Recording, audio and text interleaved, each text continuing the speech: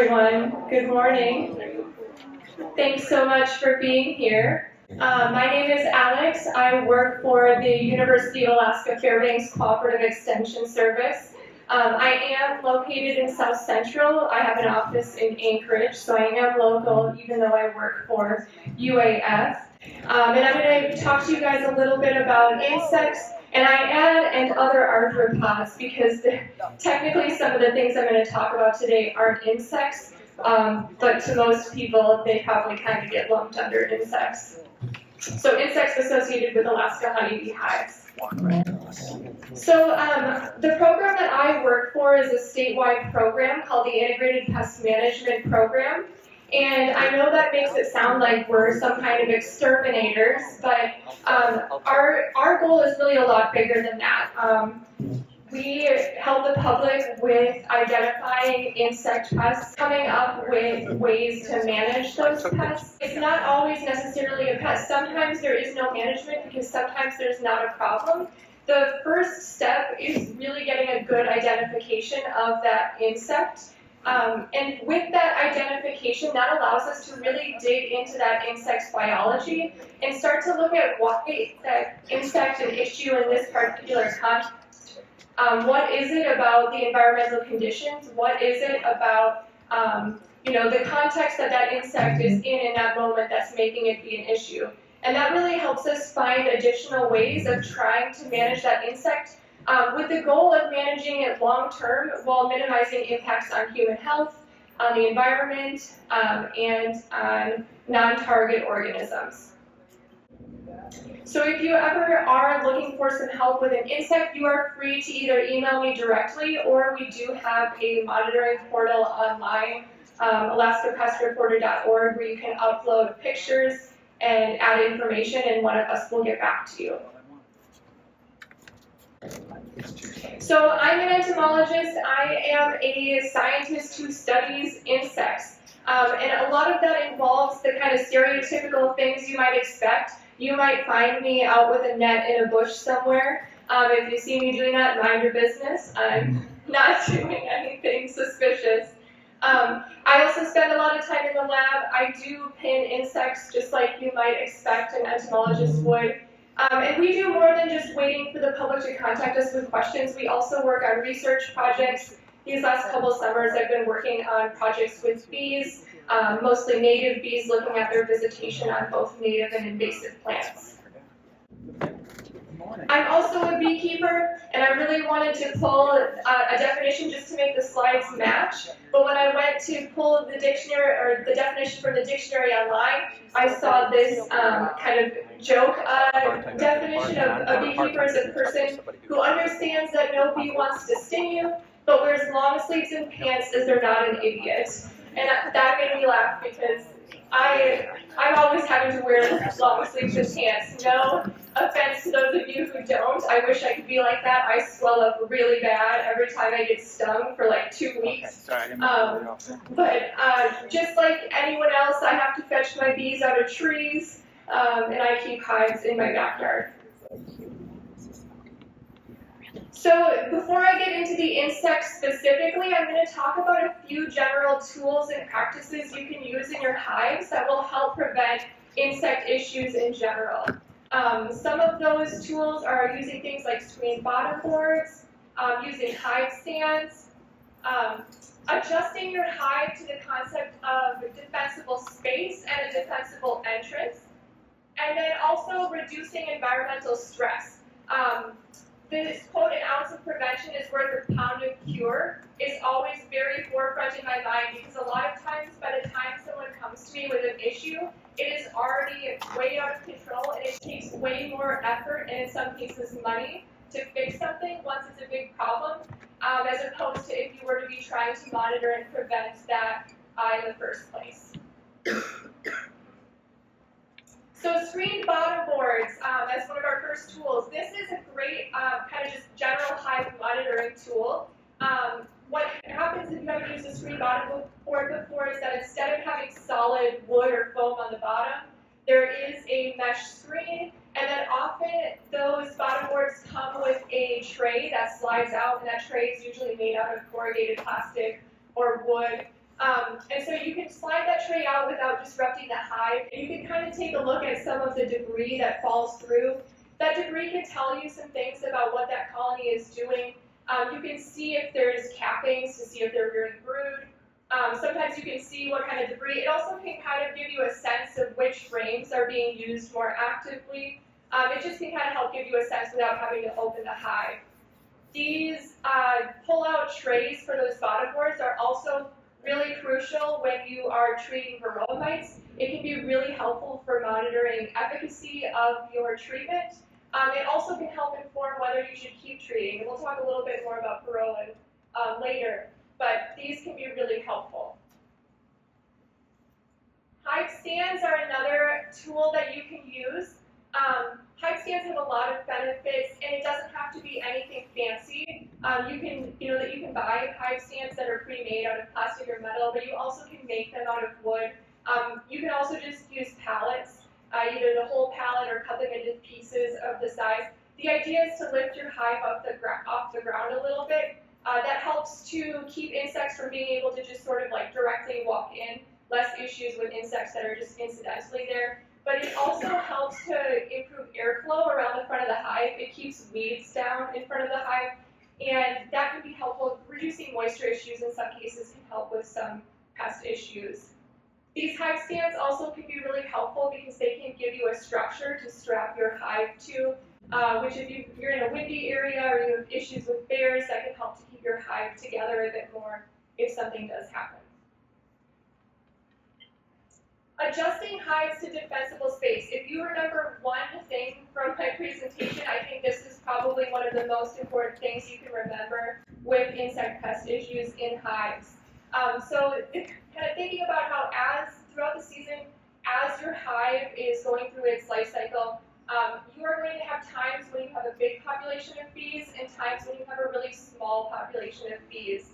And adjusting the inside volume of your hive to follow suit with your population of bees can be really helpful.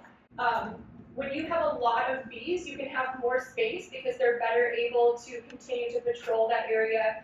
Bees are really good at naturally, taking care of a lot of pest issues if they're healthy, which we're going to learn more about later, more about keeping hives healthy. But also just having the appropriate amount of space where they don't have too much space that they have to keep an eye on. And we kind of naturally do this by adjusting the number of boxes that we put on, but there are ways to adjust within a box as well. And so this picture down here on the bottom is a hive that I had one spring. They lost their queen, so they weren't rearing any brood, and coming into spring, they already had a pretty small population. And so I used this 1.5-inch foam board and wrapped it with tape, packing tape, so that the bees wouldn't chew through it, and stacked that up inside the hive, and then just removed those as that hive started to grow again, and so that hive could have more space. That way, I had it started with a 10-frame box, and I was able to reduce it down to 10 frames. Some people use nucleus colonies for reducing hives down like this. That's really great. You can do that too. I don't like to keep a lot of equipment I don't use around, and so I prefer to I have a lot of follower boards anyway, so I prefer to just adjust within the boxes I have. And then adjusting your hives to a defensible entrance. This can be really important with some of our pest issues in Alaska as well. Same concept of how big populations can have a bigger internal space of a hive. Bigger populations are better able to defend a wider entrance. So if you have a weaker hive or a hive with less bees, you might want to reduce that entrance down. For my bees in summer, I pretty much always use that 4.5-inch size, no matter how big that colony is. On some afternoons, they start to get a little bit crowded if they're doing orientation flights sometimes. But for the most part, they handle that really well. Of course, everyone's hive and location is different, but just kind of keeping in mind that the better able they are to defend that entrance, the better they're able to prevent other insects from entering that hive. And a little tip that I like to do, I hate taking those little entrance reducers in and out. It's always such a pain. It feels like it makes the bees mad because they're all propolized in, and it's kind of tricky sometimes. And so I'll keep a handful of these entrance reducers in my garage, and then If I see that there's something kind of fishy looking going on at the entrance and I want to maybe reduce that down a little bit, I'll just set one of these in front of the entrance reducer that is already installed in there. That way you don't have to rip the old one out, put a new one in. You can temporarily, for a few days, week, whatever you want to do, just set one of these in front of that entrance reducer you already have in there. And then reducing environmental stress.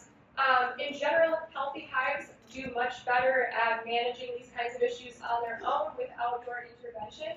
And so reducing environmental stress can help them have the energy to devote to dealing with pest issues as opposed to just trying to stay alive. So, some years we get really, really dry weather, and sometimes providing water for your bees can be helpful during those dry periods. So you might want to provide water. You can do it by using one of those Boardman entrance feeders, but just putting water in it. If you've got kind of fluctuations during the day between hot and cold, sometimes those can get a little bit leaky. You also can fill a bird bath that can be full with water. If you're doing that, just make sure you dump it out frequently so that you don't create a mosquito breeding pool inside one of those. And you also can just run the hose to create a muddy spot in your yard or near your hives, and bees will make use of that too. If we have cold snaps, a lot of us use poly hives. If you're using a poly hive, you don't need to worry about this as much. But if you've got a small hive in summer and we go through a cloudy, rainy week, you might want to add insulation. You can add it to the outside. You can add it to the inside with follower boards. Just try to help them stay warm so that they don't have to devote as much energy to that. And then also thinking about dirt, especially when we have some of those really dry years. Making sure that your bees have enough resources. If you need to, trickle them small amounts of syrup to help keep them healthy and having the energy they need to stay strong and not have as many issues with pests. And then I just wanted to briefly mention too the slatted wrap. This is another tool that you can use, especially in our cold climate. This can be helpful. Slatted wraps have this sort of baffle at the front, and that goes near your entrance, on the entrance side of your hive. And the idea there is it helps to relieve some of the draft that's coming in through the entrance, which can help your queen lay all the way down to the bottom of those frames and reduce some of that stress. These can actually be really helpful too in fall if you've condensed your hive down. It gives more space for bees to be able to hang out inside the hive without having to cluster on the outside. And I did bring a couple of specs if any of you want to try to build your own. On the back table here, or front table, I have some specs for if you wanted to build your own slatted wrap or your own screen bottom board.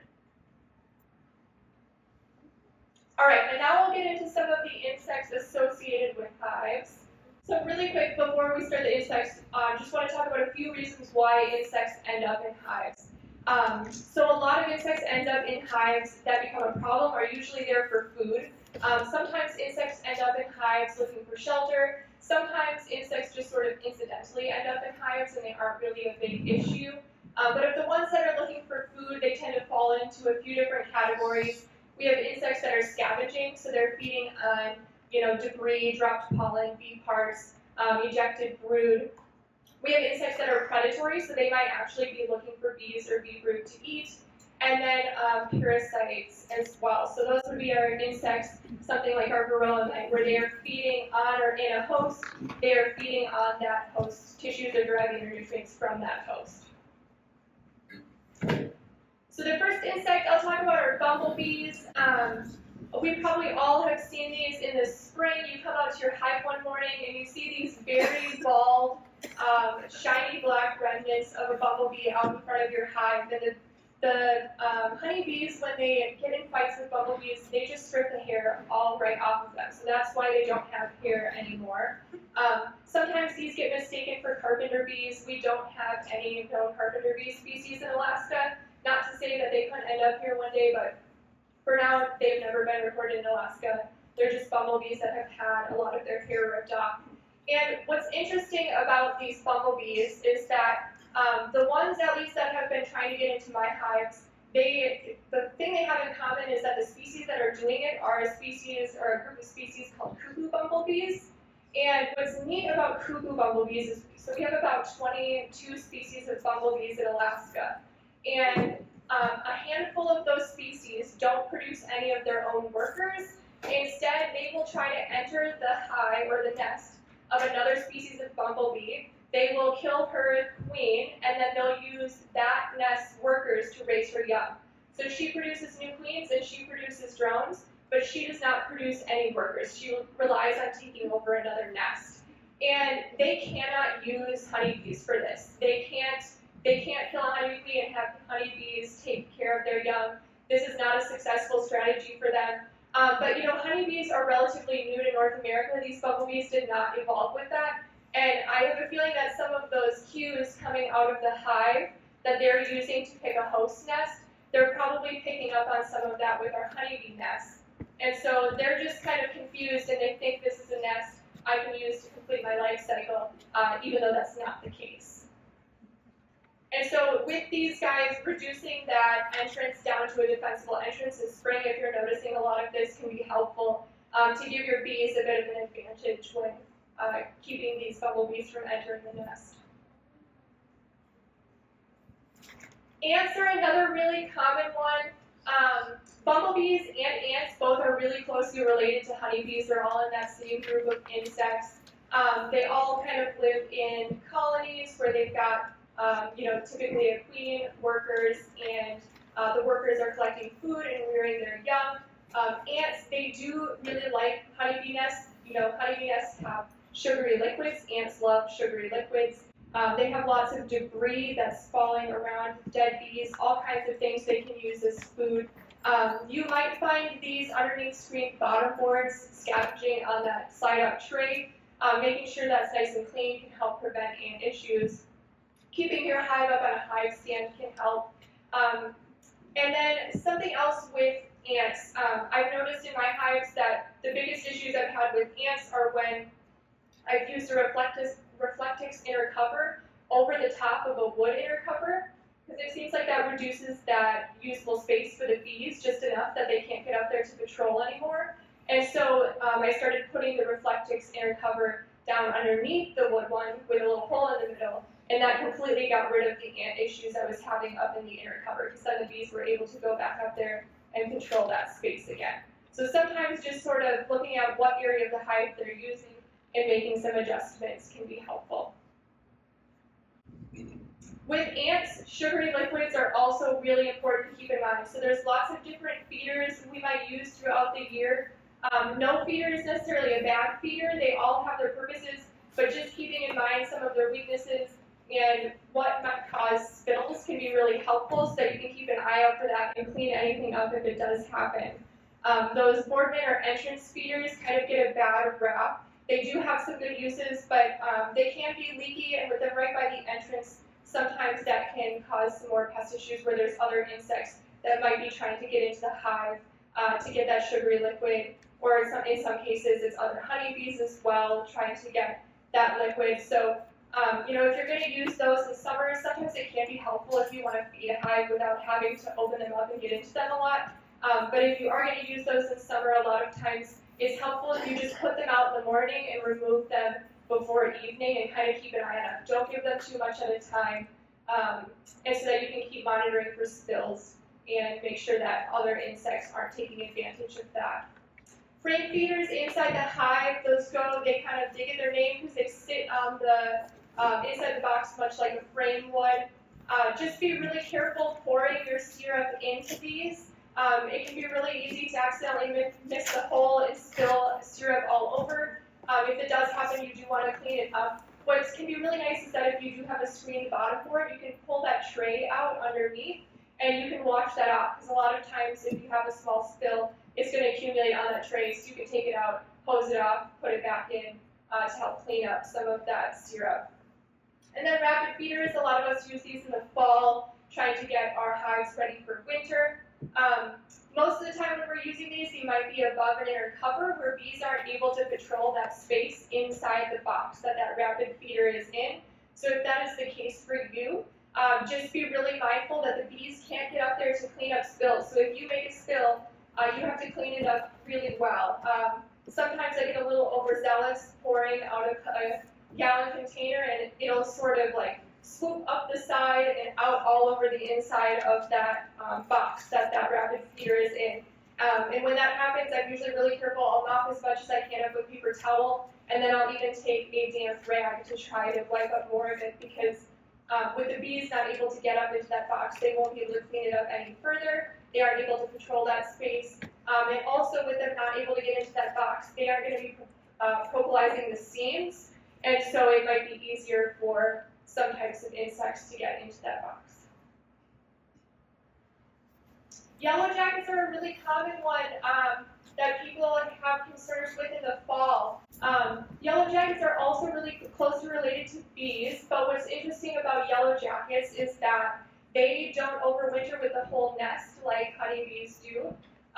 Their queens every year die out, and then the young queens that they've produced that have gone and mated, they'll just overwinter in the leaf litter, waiting for the next spring to build their own nest. But what happens is that queen often dies off before the rest of her nest does. And so you end up in fall with all of these confused worker yellow jackets. They're trying to figure out what they're supposed to do, where they're supposed to live. Sometimes when it's really rainy, their nest starts to deteriorate, and they're just left kind of lost. And so in fall is when we start to see more issues with yellow jackets. And so with yellow jackets, really making sure you're keeping an eye on the defensible size of your entrance. There's a defensible space of your hive. If you keep really healthy, strong hives, yellow jackets typically aren't an issue. It was kind of funny one day, I had gone out to my hive and I was like, oh, something's going on. And I thought that maybe they had a yellow jacket underneath that ball of bees. But it turned out the yellow jacket had slipped out of the ball, and so by the time the ball dispersed, there was no yellow jacket left inside. But in general, they are very good at keeping yellow jackets out when they are strong and they have an entrance they can defend. And yellow jackets, they come by the hive and pick up pieces of ejected brood out on the landing board pretty often without necessarily being an issue. You just want to watch and make sure they're not trying to enter the hive. The beehive honey moth is another insect we have in Alaska. Typically, these aren't a problem for live hives where bees are in the hive. It's typically an issue with stored comb. In some cases, there are rare cases where they can get into hives that the bees are occupying, but it's usually an issue of defensible space when that happens. So if you're seeing them in the hive, you probably need to reduce your space a bit. They're really common in stored comb, though. And, there's been some confusion over the years about whether we have wax moths, whether we don't have wax moths. I'm always happy to look at specimens if you have something. No one has ever brought me a lesser or greater wax moth. I've exclusively looked at beehive honey moths. And this is a native species, and so in the wild, they would be visiting yellow jacket nests, they would be getting to bumblebee nests, feeding on debris. And so because they are a local species, they are a little bit more cold hardy than those lesser or greater wax moths as well. The good news is that they don't tend to damage the comb as much. It can look really ugly. They can cover it with a lot of webbing and frass, which is a fancy word for bug poop. And so they can, make it look pretty bad, but in most cases, you can kind of brush off a lot of that debris and the bees will rebuild that comb. Some strategies that you can use, I know this isn't practical for everyone, but they need protein to be able to complete their development. They don't survive well on honey alone. And so if you keep separate frames that you use for your honey supers versus your brood comb, that can be helpful when you're storing that comb to prevent issues with beehive honey moth. So I exclusively use deeps for my brood boxes, mediums for my honey supers to help me keep them apart. I use a queen excluder so that I don't have my queen putting brood into my honey supers. And I have not had any issues with beehive honey moth in my stored comb. I've been really trying to get issues with them because they are kind of neat to watch and observe, and I thought maybe I could learn more about them. But unfortunately, I have not been, unlucky enough to get them in my... I can help you learn how to get them. Yes, I would be happy to have some more, to have some samples. But I do just want to point out that there are some differences between brood comb and comb that's never been used for brood. It's only been used for honey. We're all probably kind of familiar with, brand new just made comb is really light in color, whereas the brood comb starts to get a little bit darker. But that brood comb, I've noticed, also starts to get a little bit softer and more malleable, whereas comb that's only been used for honey still kind of maintains a little bit of that brittleness. So you do have to be a little bit more careful, it seems like, when I'm uncapping my frames that are exclusively used for honey, because it does have a little bit more tendency for little chunks to break off. So just kind of recognizing that there are some differences. Maybe this won't work for you. This frame is several years old, only been used for honey. You can see that it has kept that really light color despite being used for so long. It's something with keeping the brood in there. All of that brood debris kind of turns that comb a darker color. And I do have an article that is freely available online through the Alaska Entomological Society website. They have a free newsletter every year, and there is an article in one of their newsletters from 2024 about the beehive honey moth in Alaska if you're looking for more information. It's a little bit maybe more technical than some of you are looking for, but it does have more information about identifying them, kind of their history and association with bees, as well as some tips for preventing issues with them. Springtails are another really, really common insect that you might see in or associated with hives. I typically don't notice them very much in the hive with the bees, but they're really common if you have a screen bottom and you pull out that tray. They're associated with sort of like detritus, debris, decomposition. Despite being a pretty big group of hexapods, they are not very well studied. So, for a while it was thought that they were doing the decomposition. Now the thought is maybe more that they're feeding on, mold, bacteria, fungal spores. They're feeding on the critters that are doing the decomposition, so they're associated with it, but maybe not directly doing it. And they're also really strongly associated with moisture. And so I'll typically most often notice then when I start rapid feeding in the fall, that box that you have your rapid feeder in sometimes gets quite a bit of condensation on the walls of the inside of the hive, and the springtails sometimes will just cover the inside of that box. And in that context, they're not a problem. It can be kind of disconcerting to open your hive, and there's all these little critters on the walls, but they aren't an issue. They're there because all that moisture is making it so that fungal spores, mold are able to survive there, and they're feeding on that. We have a couple different types of springtails. They're not insects technically, but they do have 6 legs. What's neat about them though is they have this little fork-shaped appendage on the back that they can sort of like pull up under their abdomen where they have a sort of spear-shaped appendage, and they can use that to sort of flick that appendage, and it makes them bounce really high. So sometimes you'll notice that if you disturb these, they kind of start to ping around a little bit, and people get worried like, oh, are these fleas? They're not fleas. They're only about 1 millimeter long in most cases. They're very small, but yeah, they are springy and kind of cool. Most cases, no action is needed with these, though I will say if you're having issues with them that seem to be out of place season-wise, definitely worth investigating whether you have a moisture issue, a lot of humidity, just kind of looking into what might be causing that. But directly, you don't need to do anything per se to manage these insects. And just to kind of illustrate how small they are, this is a Sharpie line I drew on that tray that you pull out underneath the bottom board. And so the width of the Sharpie marker, it's just a regular tip Sharpie marker, not one of the really big ones, so they're pretty small. Pollen mites are another insect, especially if you have that screen bottom and you can pull out that tray. They love feeding on that pollen debris underneath the hive. Pollen mites typically are not an issue for a hive, although if you have a really, really weak hive that's doing poorly, they can get into the pollen inside the hive and potentially could then be consuming resources that the bees would need and could be using. But if you have issues with pollen mites in your hive, I would say you probably have bigger issues than just the pollen mites. Something else is causing them to become an issue. Something is wrong with your hive that those bees are not healthy enough to be able to manage that. What's kind of funny about them is they do sometimes hitch rides on bees. So I'm in my backyard drinking coffee early one morning, and I see this drone come out of the hive, and I'm like, I could swear I saw something hanging onto that drone. And it landed on a flower in the yard, so I run over there to grab this drone, and sure enough, there's this mite hanging off of this drone. This is like a once in a lifetime. I can't believe I saw this on here. I'll probably never see this again. But sometimes when those pollen mites are active in the hives and they're reproducing, they sometimes will hitch rides on other insects to disperse away. And so that's probably what was happening here. I was really concerned about it at first. There's a bee mite lab in Minnesota that I reached out to, and they were able to reassure me that this is a pollen mite. I was like, oh my goodness, what kind of new problem do we have here? But not a problem.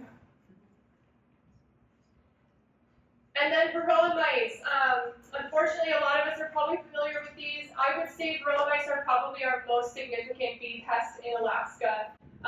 They can be really detrimental to our overwintering success because they impact bee longevity, and we know we need bees to live a long time to make it through our long winters. Varroa mites can also spread disease. Some of the ways that we can sort of help prevent these issues are by selecting more resistant genetics. Rushes and their hybrids are ones that are thought to be a bit more genetically resistant. I think we were going to have a talk from someone who is going to talk about the varroa resistant genetics, but I'm not sure. That might be one that had to cancel last minute. But I bet there's been a lot more advances in this and more strains coming out that have these sorts of resistances because it is such a big issue. One of the genes they've named the varroa sensitive hive gene, where some strains of bees are more likely to rip brood out of cells and eject it if it has a mite, or are more likely to groom them off. With these, treatment is warranted. In Alaska, with the way that we close up our hives and we don't want to open them in the fall to try to help keep those bees warm, oxalic acid vapor tends to be our most effective one because these treatments tend to be most effective when the hive is broodless, and so we don't want to keep opening our hives when it's super cold. But this oxalic acid vapor treatment can be given through the entrance, so you don't have to open the hive. I could spend so much time on this alone. If you have questions about this, feel free to reach out to me. You can call me at my office. We can talk about it. I didn't want to spend too much time on it, but it is really important.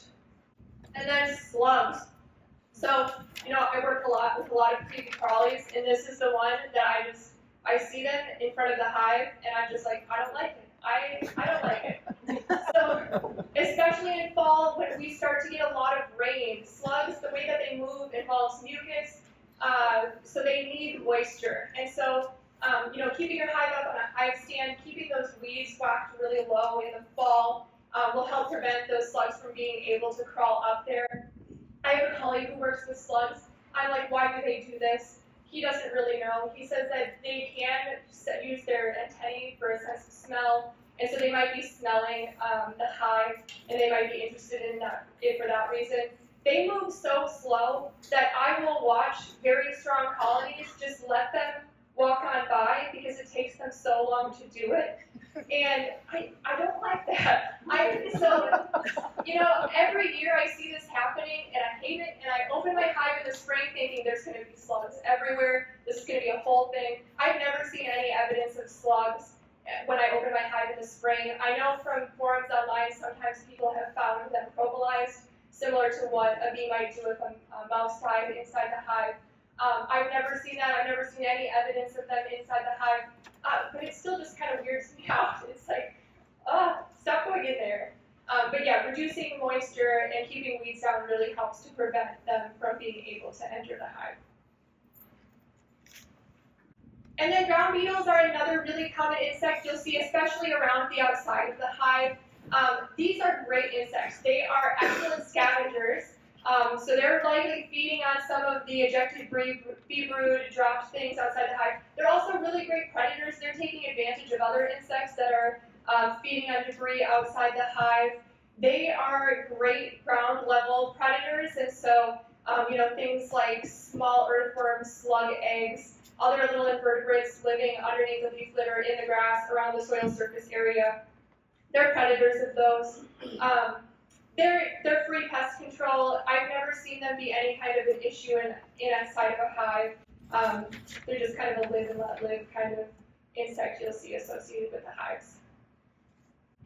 And then just a few more quick IPM topics. I see a lot of people having questions about pesticides, and there is this website that UC IPM has put together called the Bee Precaution Rating website, and you can type in a pesticide active ingredient, any of them. You can type in insecticide, herbicide, fungicide. You can type in that active ingredient, and it will give you some information about how toxic it is to be brewed, other effects on bees, toxicity to other species. Some of these haven't been as well studied, so you might not see all the categories filled in. But for all of those pesticides, it does give you a rating of 1, 2, or 3. And you, especially if you have some other issue in your yard you need to manage, and it's getting to the point where you want to consider a chemical control, this website can be really helpful for typing in some of those options you might have and trying to pick the one that is least impactful to your bees.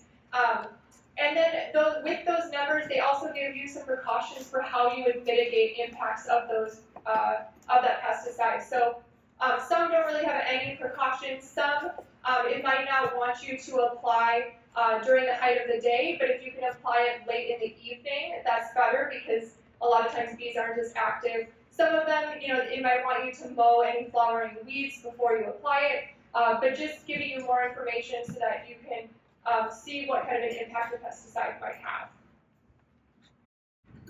And then if you do have specific questions about certain pesticides and bees, I highly recommend this National Pesticide Information Center. They are based out of the Oregon State University as part of a cooperation with the US EPA.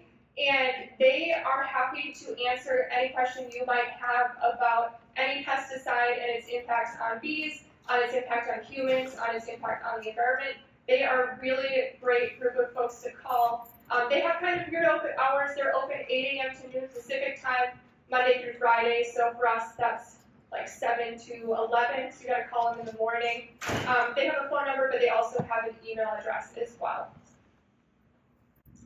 And then here in Alaska, we often do have people who notice weird things with their hive, and they're wondering if that might be pesticide exposure. And it's really hard to tell, but the Alaska Department of Environmental Conservation does have some information on their website. If you go to DEC Pesticide Control Program, and I also have some sheets of this I can put out too. It has some information for, you can collect up some of your bees if you suspect pesticide poisoning. It has some protocols about how many and how to hold on to them, and then you can bring them to the DEC and they will test them. I also just want to give a plug for registering your hives with the Division of Agriculture every year. So this is a requirement. It is in statute. And the Alaska Division of Ag really would like to be able to put in regulations that would make it so that beekeepers have to be notified of certain pesticide applications in their area, those kinds of things. But right now, so few of us fill this out that if they try to bring this to their higher-ups as a big issue, they're like, what do you mean it's a big issue? There's only 6 beekeepers in the state. And so make sure you fill this out every year so that they can show that, hey, this is an issue. We do have a lot of beekeepers. This would be helpful for them. And then the Division of Ag is also the reason why we're very lucky in Alaska. We have very low incidences of both American and European foul brood. And part of that is because the Division of Ag has this regulation where we cannot bring up used comb or bees on comb. We can bring up packages. We cannot bring up nucleus colonies. Some people make them locally, so sometimes you can get them here. But you cannot bring them up, and if you have a buddy in Washington who got out of beekeeping and you're like, oh, I'll bring up his equipment, please don't. Not only is it not allowed, but those spores of some of those diseases can be transmitted with comb. And none of your neighbor beekeepers, nobody wants those diseases up here. So that's why it's really helpful to buy new, unused equipment in Alaska or buy from someone else in Alaska. I also really recommend that you keep keep a bee journal. You can take notes of what you saw after you do an inspection.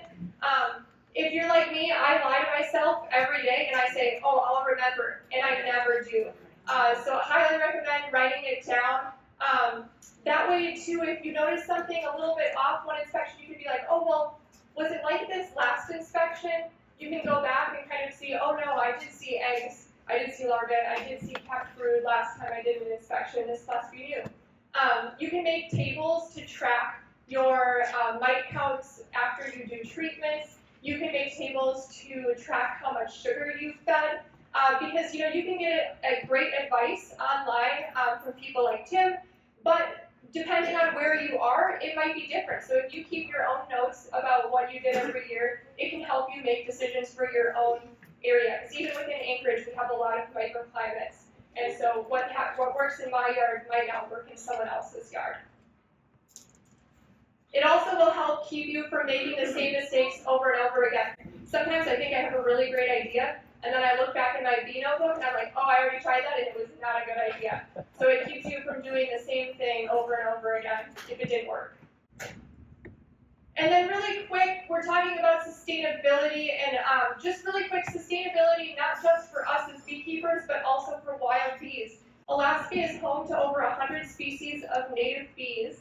A lot of these are little solitary bees, but we do have those 22 species of bumblebees as well, which live in colonies. Lots of bee diversity, and throughout basically globally, we're seeing big declines in a lot of insect populations, and it's not really any one individual thing. They refer to it as the death by 1,000 cups. So a lot of the land use changes that we're making, some of which are very good for humans, have impacts on our wild insect populations, which can kind of cascade up the food chain to other animals and to us as well. With native bees, a lot of those issues come from pesticide use and from habitat loss and habitat fragmentation. So keeping that in mind, that apiculture also does impact native bees, and trying to give back a little bit by planting food for those bees in our yards to help try to improve some of that habitat fragmentation. When you're planting for pollinators, we have those over 100 species of bees. All of these native bees, they come in different sizes, different shapes. They have different types and different lengths of mouth parts, which can really impact which types of flowers they're able to use. They also emerge at different times of the season. So some of them might need early blooming flowers, some of them might need middle of the season blooming flowers, some might need later blooming flowers. Variety is really key. If you're planting a pollinator garden, just kind of go wild. Plant a variety of flower shapes, sizes, colors, heights, variety of bloom timing, and can also include native plants because, some of our non-native plants, some of our generalist bees that kind of don't really care about where they get their pollen from, they can use some of those non-native plants, but we do have some native bees that are really specialized on some of our native plants, so incorporating some of those can be helpful for those types of bees that are more specialized. And then managing your invasive plants. Invasive plants can be beneficial for some pollinators. Honeybees do really like some of our invasive plants, but a lot of our invasive plants get this name because they are really aggressive spreaders. They tend to form dense monocultures. They do not lend themselves well to plant diversity, and by reducing plant diversity, they're also reducing native pollinator diversity. So we do, through cooperative extension, have several publications on control of some of these invasive plants, and I brought a couple of those publications with too. I have bird batch back on the table here if you're interested in that. And then I will just say, so I did bring some stuff to the university. We have some goodies back here, some grippy jar openers, some reusable mason jar lids, some notepads in case you forgot a notepad and wanted to take notes. We also are required by our grant funder, USDA, to ask for demographic data. You do not have to fill it out. It is not required, but there are some demographic sheets back there. It does help us if you'd like to fill it out. Don't put your name on it. It is anonymous. And if you'd like, on the bottom of those forms, you also can write down if there's other programming you'd like to see from us, other presentations you'd like about insects, that kind of thing. Feel free to write that on the bottom as it helps us plan what kind of programming to do next. We don't spray as much in Alaska in some states, so what are some of the pesticides you're concerned about up here? So some of the big ones that you want to avoid a lot of use of are some of those pyrethrins, or pyrethroids, whichever way that goes. Some of those are really broad spectrum, and so they're impacting a lot of things. And in a lot of cases, there are pesticides you use that would be more specific for a certain pest issue. It all depends on what you're trying to deal with, but avoiding some of those ones that just sort of kill any insect or arthropod, and trying to pick ones that are, we have some that are really specifically focused on certain families or certain orders of insects, and so some that might only impact things like moths, some that might only impact fly larvae, that kind of thing. So when you can, try to pick some of those more specific pesticides. What about herbicides like? Oh, so he's asking about herbicides like 2,4-D. I have not looked recently. I don't know off the top of my head which category. Herbicides in general tend to not be too bad for bees, but there are some cases where they have some sort of like antimicrobial or antifungal impacts, and bees do rely on some of those organisms, and so in some cases they're thinking that might be why some of those herbicides are bad for bees. But off the top of my head, I don't remember, but that website, that UCIPM, can look it up there, or if you give me a call, I can look it up and we can talk about it. Hey. So before I moved up to Alaska, one of the things I had heard about beekeeping was using rhubarb to help treat varroa mites in the spring. I don't know, is that a thing up here since rhubarb is such a prolific grower? And has that actually been studied at all up here? I've seen people talk about it on forums, but I haven't seen anyone say it's particularly effective. The scientist part of me is like, we don't know how much oxalic acid would be in a leaf of rhubarb, and it probably varies plant to plant. I wouldn't recommend it just because we don't know, but yeah, I don't think it's been studied particularly. Oh, he knows. You know. My answer is simple. Oxalic acid in rhubarb, it's stuck with the cells, like in the plant itself, and the honeybees, they don't have teeth to chew the rhubarb. Makes you feel good. I just noticed a lot of dandelions in your yard. Do you not mow your dandelions until after the dandelion bloom? It's not anything intentional, I just don't like to mow at all. Okay, fair enough. Yeah, and well, so we have this, for the last several years, we had this foreclosed property next to us that was just like covered in dandelions, and it feels completely pointless to do anything about my yard if it's just gonna blow in from over there. We probably mow once a month, but I also am the kind of person who, especially in the fall when we get the clover, I'll sort of mow around the clover, so we'll have like this weird mullet yard where it mostly looks like business, a little bit of party. So you can do that too if bees are really enjoying some of those flowers. There's no rules. Unless you live in an HOA, then there's rules, but otherwise there's no rules. Which species do you find it here? Betula serotinella. The greater one and the lesser one? No, we don't find greater or lesser wax moths here. We just have that beehive honey moth. Okay. Yeah. Okay? All right. Thank you so much.